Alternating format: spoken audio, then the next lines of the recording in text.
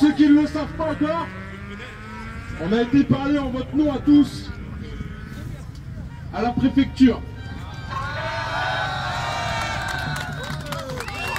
On n'a même pas eu de café.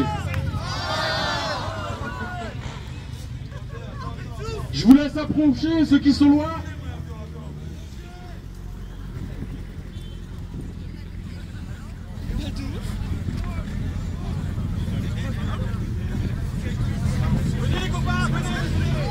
Allez-y, venez, venez.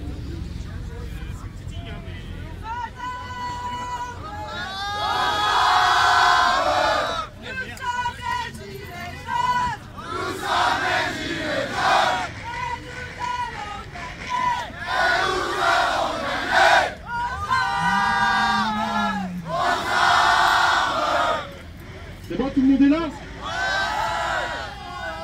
Bon, c'est pas mon métier, moi. Je conduis des camions normalement, donc excusez-moi d'avance.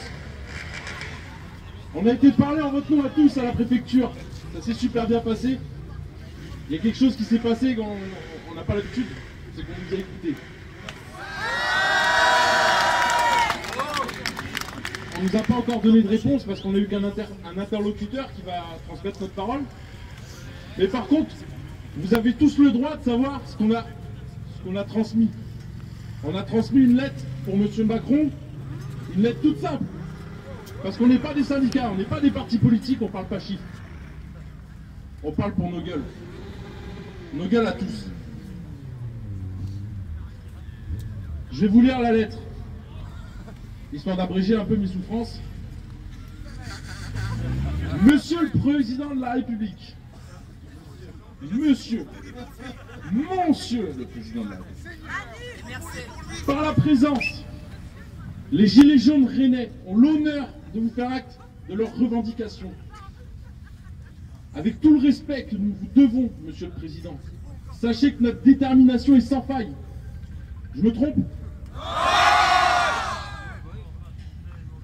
Nous sommes des citoyens, pour la plupart de la classe moyenne. Cette catégorie qui paye tout, mais qui n'a droit à rien. Nous vous demandons, Monsieur le Président, de relâcher cette pression fiscale, devenue insoutenable pour nous et réduisant considérablement notre pouvoir d'achat. Plus nous consommerons, plus nous ferons vivre l'économie, créant ainsi emploi et donc revenus pour l'État. Nous ne souhaitons pas devenir des privilégiés dispensés de taxes et d'impôts. Il nous apparaît important de participer à l'économie du pays. Mais nous ne pouvons plus supporter les forfaits depuis ces dernières années. Votre politique nous a conduits à nous sentir comme les oubliés de l'État. Ceux qui travaillent paient et se taisent.